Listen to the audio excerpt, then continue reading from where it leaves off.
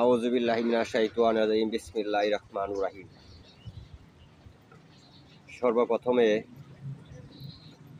মহান আল্লাহ ও রাসূলকে স্মরণ করে, আমার মুর্শিদ পীর কেবলা আজানকে স্মরণ করে আমার চার উস্তাদকে স্মরণ করে আমি আজকে একটি বিশেষ তফসির নিয়ে আসলাম।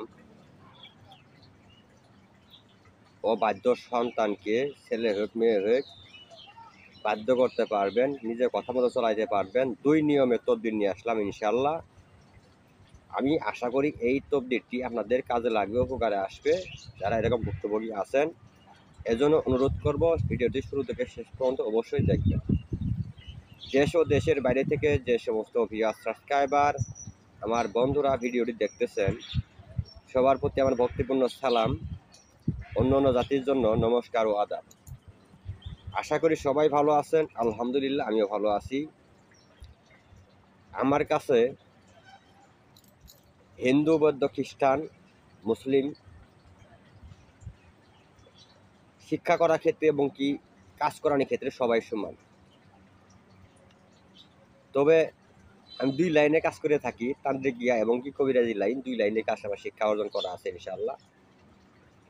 হিন্দু ভাইরাও শিখতে পারবেন, মুসলিম ভাইরাও শিখতে পারবেন। যেমন হিন্দু আমার কয়েকজন শিষ্য আছে ভারতে। আপনাদের মাঝে একটা কথা শুধু বলবো, বলার পর আমি মূল আলোচনা তবদিতে দিয়ে দেবো ইনশাআল্লাহ।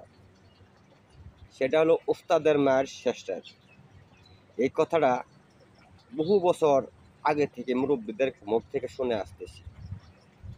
তার কারণটা কি? যে উস্তাদের মায়ের শ্রেষ্ঠতে তার কারণ কি?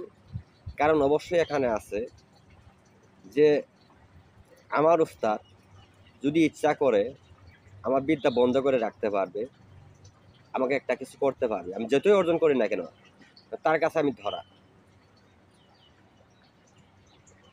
এই কথাটা বলার উদ্দেশ্য হলো, আমার অনেক শিষ্য আছে, তার মধ্যে 2 থেকে 3 জন শিষ্য, বেশি না, আমার কথা অবাধ্যে চলে গেছে। পাঁচ ভালো কথা যে আমার সাথে বড় ওস্তাদ ধরছে, তাও ভালো কথা। আমি প্রত্যেকটা শিষ্যকে বলে দিই আসার সময় যে আমার কাছে শিক্ষা করার জন্য আসছেন, আমি যতটুকু পারি আপনাকে শিক্ষা দেবো। আমার এখান থেকে যাওয়ার পরে পারলে আরও 2 জন 5 জন তখন ওস্তাদ ধরেন, ধরে শিক্ষা করেন। তবে কারো বদনাম কারো কাছে বলা যাবে না, কারো কথা কারো কাছে বলা যাবে না। যারা নতুন জীবনে প্রথম এই জগতে পা রাখছে, আমার কাছে আসছে, তাদেরকে আমি বলি যে কমপক্ষে 6 মাস 3 মাস শিক্ষা করার পর আপনারা এই মাঠে নামবেন। প্রথম চান্সে মাঠে নামলে ক্ষতি হওয়ার সম্ভাবনা থাকবে, তখন আমারই তো কন্ট্রোল করতে হবে এটা। তো এরকম কিছু শিষ্য আছে কথা অমান্য করছে, করার পর আমার সাথে অনেক জানলাল্লা দক্ষ ব্যক্তি উস্তাদ ধরার পর আমার কথা অমান্য করে অলরেডি তারা কবিরাজি শুরু করে দিচ্ছে অন্য উস্তাদের অনুমতি নিয়ে। যাই হোক, আমি দোয়া করি, আশীর্বাদ করে তারা করে খাক, সমস্যা নেই। কিন্তু কষ্ট লাগে এটাই যে আমার কথা উস্তাদের কথা সারা অমান্য করলো। তা আমার কাছে অনুমতিটা নিয়ে পারতো যে উস্তাদ এতদিন সম্ভব না, আমি শিক্ষা করছি 2 মাসে, আমার অনুমতি দেন, আমি কাজ করি। আমার কাছে অনুমতি না নিয়ে যখন অন্য কারো কাছে অনুমতি নিয়ে যখন আপনার আশেপাশে কবিরাজি করবে, আপনার উস্তাদ মানবে না বা আপনার উস্তাদ বলে সম্মান প্রথম করছে এখন করবে না, অবশ্যই এখানে কষ্ট লাগার কথা।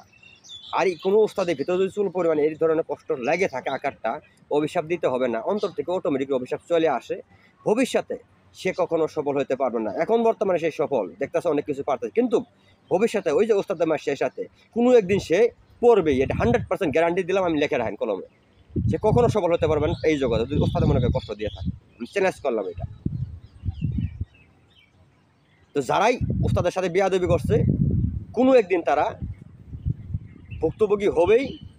এমন সমস্যা হবে তারা কখনো এটা সমাধান কারো দ্বারা করানো সম্ভব হবে না, এমন একটা সমস্যা তাদের সম্মুখীন হতে হবে। সবসময় আমি শিষ্যদের বলতেছি,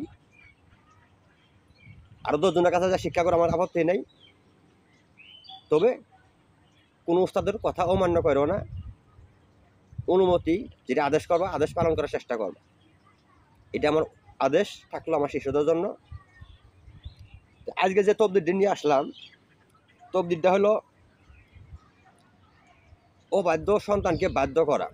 এটা অনেক পড়াই, বর্তমান যুগে পড়াই ঘরে ঘরে এই সমস্যাটা দেখা যাইতেছে যে একটু 10-12 বছর 15 বছর 16 বছর হওয়ার পর থেকে সন্তান মেয়ে হোক বা ছেলে হোক বাপ মায়ের কথা শোনে না। অনেক গার্জেন এটা অশান্তিতে ভুক্তভোগী, অশান্তিতে আছে, অনেক কষ্ট ভোগ করতেছে, মান সম্মানের ব্যাঘাত ঘটতেছে। এর জন্য আমার কাছে একটা ভাই বা একটা বৈনিক কে জানি না আমাকে কমেন্টে বলছিল যে ওস্তাদ অবাধ্য সন্তানকে বাধ্য করার ভালো পরীক্ষিত একটা তবদিল দেন। এই জন্য আজকে আপনাদের মাঝে এই ভিডিওটা আমি নিয়ে আসলাম। এটা পরীক্ষিত একটা তবদিল, আপনারা নিজেই করতে পারবেন। আর এটি পারমিশন অনুমতি আমি নিজে মন থেকে দিয়ে দিলাম। আপনারা নিজের ব্যবস্থা তবদিল নিজেরাই করুন, কারো কাছে যাইতে হবে না এই তবদিলের জন্য। 2 নিয়মের তবদিলটা আমি বলে দিতেছি, মনোযোগ সহকারে শুনবেন। 1 নাম্বার হলো খাবানি ওষুধের মাধ্যমে আপনারা বাধ্য করতে পারবেন, নিজেই পারবেন। কীভাবে? মোনামনি কিনবেন, যে বানাইতে দোকানে আছে কবিরাজি আয়ুর্বেদিক ওষুধ বেছে, বানাইতে দোকান তাবিজ কবজ বেছে, এই দোকানে যাবেন, যাই বলবেন 7 জোড়া বেটা এবং বেটি মিলিতভাবে 7 জোড়া মোনামনি দেন। 7 জোড়া মোনামনি 770 টাকাও নিতে পারে, কারো জন্য 20ও নিতে পারে, 100 টাকাও নিতে পারে, আবার 100 টাকা জোড়াও নিতে পারে, এটা আমি বলতে পারবো না। তবে 7 জোড়া মোনামনি নিয়ে আসবেন কিনে, আনার পর এই 7 জোড়া মোনামনি একত্র করে বাটবেন। বাড়ার পর যদি আপনার নিজের সন্তানকে বাধ্য করেন, তাহলে আপনি যে সময় গোসল করবেন, যে কোনো সময় গোসল যখন করবেন পবিত্র মানে গোসল করার জন্য নিচে একটা পাতিল রাখবেন ছোট, আর একটা প্লেট রাখবেন, যেন গোসলের শরীরে পানিটা ওই প্লেটে যেন পড়ে। তারপরে কি করবেন, ওই যে অল্প একটু ওখান থেকে পানি নিয়ে ওই যে মোনামনি ব্যাটে রাখছেন ওখান থেকে সব একত্র করে একটু সর্বত মতো একটু পরিমাণ 1 থেকে 2 চামচ পরিমাণ পানি নিয়ে মিশিয়ে আপনার সন্তানকে আপনি এই পানিতে ওষুধটা খাওয়াই দেন।